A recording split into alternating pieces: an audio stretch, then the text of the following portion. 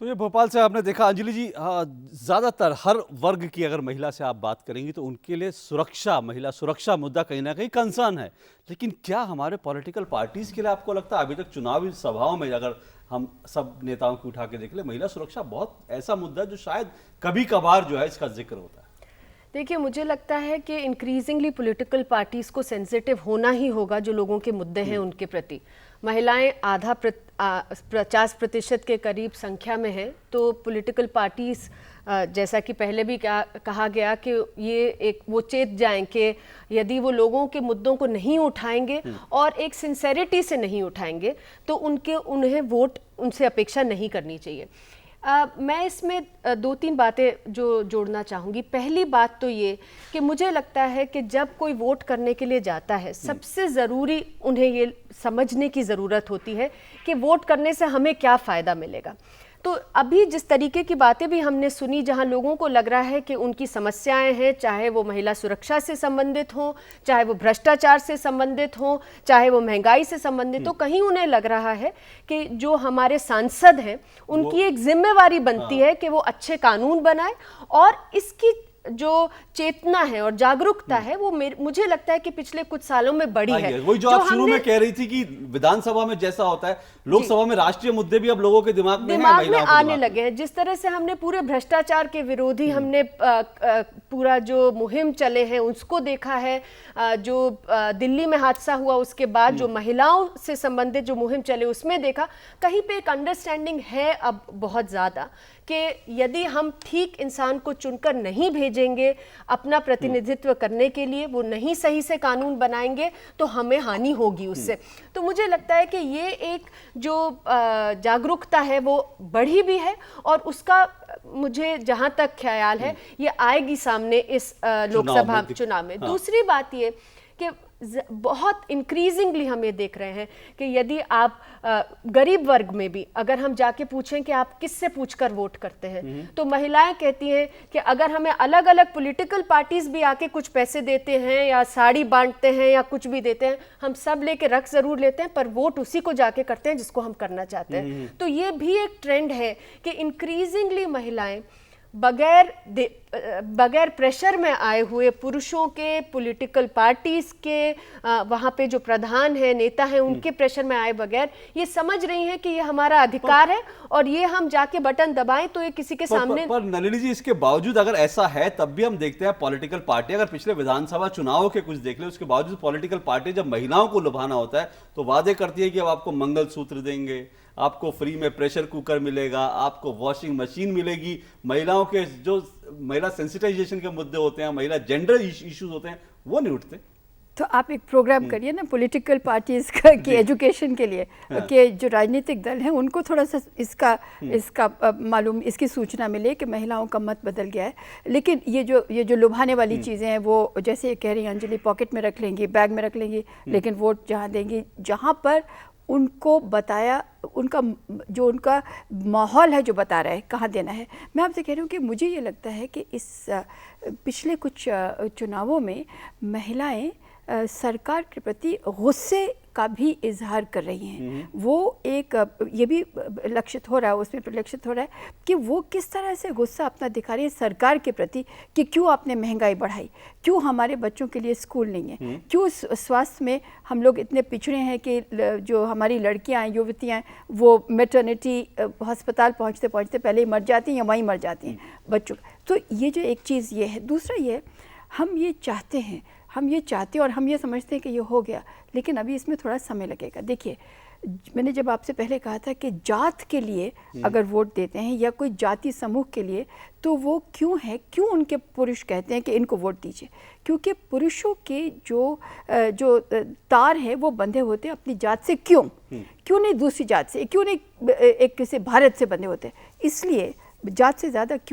क्योंकि जो उनका लेन देन का होता है, किसी को ज़रूरत पड़ गई तो वो अपने जात भाई से पैसा लेते हैं, किसी को और हो गया तो वो जो कम्युनिटी की है, जो जिसे कहेंगे कि वो जो लास्ट एक नेटवर्क होता है, वो उस वक्त जो जाल बिछा देती है वो आपकी जात बिछा देती है कि आप उसके नीचे जाके ख़त्म ना हो जाएं। तो इस वजह से वो उसके लिए उसकी तरफ वो रुझान रहता है। अब अगर हम अब शहरों में देखें तो भाई बंधु दूसरे होते हैं, कई चीज़ें मिट चुकी, इसलिए जात का भी पकड़ कम हो गई। लेकिन महिलाएं तो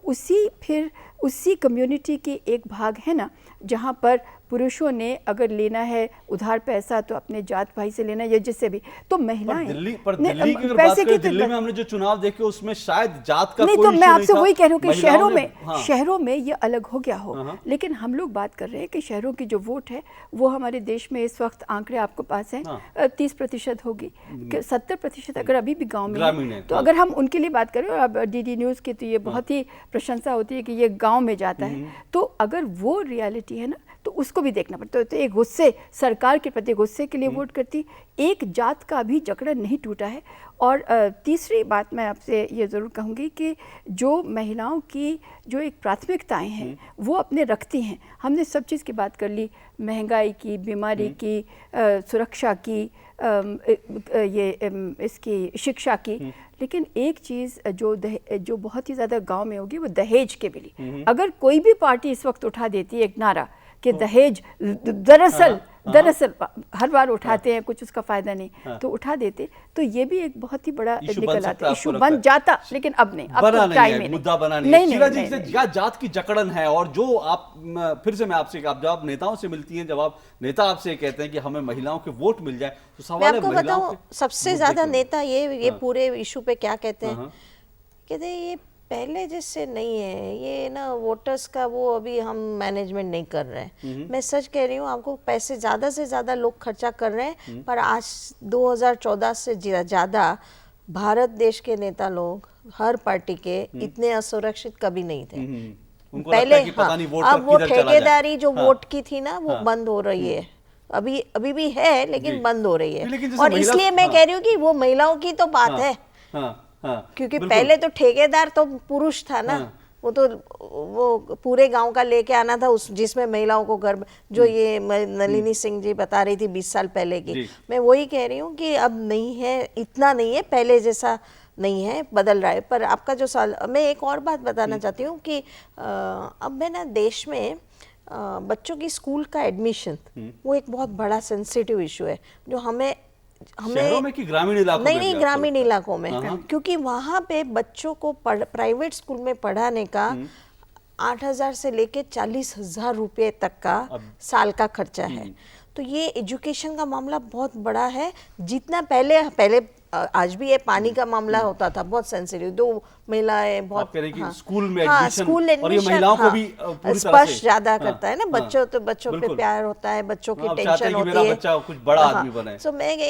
तो मैं इस संदर्भ में ये बात करना चाहती हूँ कि धीरे धीरे ये सब मुद्दे महिलाओं के दिमाग में होते हैं कि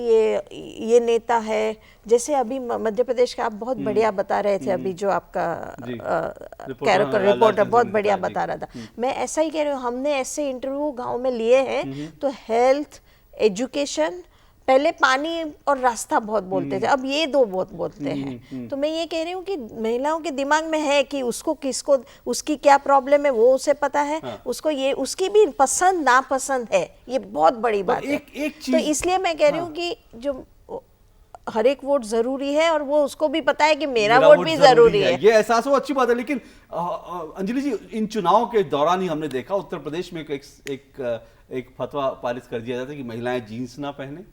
खाप का मुद्दा हम देख रहे हैं, अगर हरियाणा की बात करें, हरियाणा में खाप का, क्या ये सारे इश्यूज महिलाओं को, अगर हरियाणा की बात करें, उत्तर प्रदेश की महिलाओं को कचोटते हैं कि भाई हमारे ऊपर इस तरह की बंदिशें लगा रहे हैं ये लोग, तो हमें कहीं ना कहीं इससे छटपटाहट है, इससे निकलना है, और शायद चुनाव हमें इसके लिए एम्पावर कर सकता है। बिल्कुल, मुझे लगता है कि इस तरीके के जो सारे रिग्रेसिव स्टेप्स होते हैं, और स्पेशली जो जेंडर रिग्रेसिव है, महिलाओं के ऊपर जो आपने जैसे कहा कि एक तरह से शोषण के लिए जो बना, उनसे एक ज़रूर महिलाओं में एक रोष भी है, और कहीं पे वो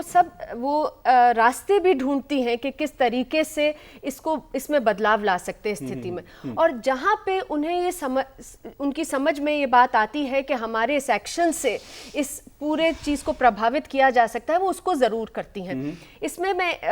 आपको बताना चाहूँगी कि जैसे अभी बात भी हुई कि जाति एक बड़ा प्रभाव करती है आइडेंटिटी पॉलिटिक्स जिसको हम कहते हैं हमारे देश में है, और मुझे लगता है उसको आसानी से हटाना भी मुमकिन नहीं है। पर एक बहुत ही जो मुझे लगता है इनकरेजिंग जो हमने चीज़ देखी, हमने एक शोध भी करा जिसमें कुछ लोगों को हमने सूचना दी कि आपके जो चुने हुए प्रतिनिधि हैं उनका क्या क्या जिम्मेवारी होती है। उन्हें कानून बनाने होते हैं, उन्हें क्षेत्रीय विकास के लिए फंड मिलता है, उन्हें उन फंड को आपसे समझ के खर्च करना होता है, उनकी कमेटियों के अंदर, बैठकों के अंदर जाके आपकी मुद्दे उठाने होते हैं। ये सारी चीज़ें कुछ जगह दिया गया ये सूचना, कुछ जगह नहीं दिया गया। जब मतदान हुआ उसके बाद जब देखा गया, जब शोध हुआ, तो पता चला कि जहां पे ये सूचना पहुंचाई गई थी वहां पे बहुत ज्यादा लोगों ने जाके वोट दिए। यानी इन्फॉर्म करना बड़ा जरूरी है वोटर तो को। लोगों को यदि ये समझ में आता है कि अगर मैं जाऊंगी, मैं वोट करूंगी, महिला को समझ में आता है तो उससे क्या क्या उसकी जिम्मेवारी है, मैं किस चीज पे उसको जवाबदेह कर सकती हूँ, तो एक बहुत फर्क पड़ता है। और बहुत जगह पे महिलाओं ने सूचना का इस्तेमाल किया है। उन्हें पता चला कि क्षेत्रीय विकास फंड लगाए गए फवारों के ऊपर, जबकि उनके पास पीने का पानी नहीं है, तो उन्होंने जाके अपने सांसद को, अपने एमएलए को जाके पकड़ा और कहा कि हम आपको वोट क्यों दे, जब आपने फव्वारे बनाए, पानी नहीं ये दिया। समझ रहे हैं लिंक, तो कहीं जाके जो हम चाहते हैं कि परफॉर्मेंस पे अच्छी चीजों को ध्यान में रखते हुए वोटिंग हो, ना केवल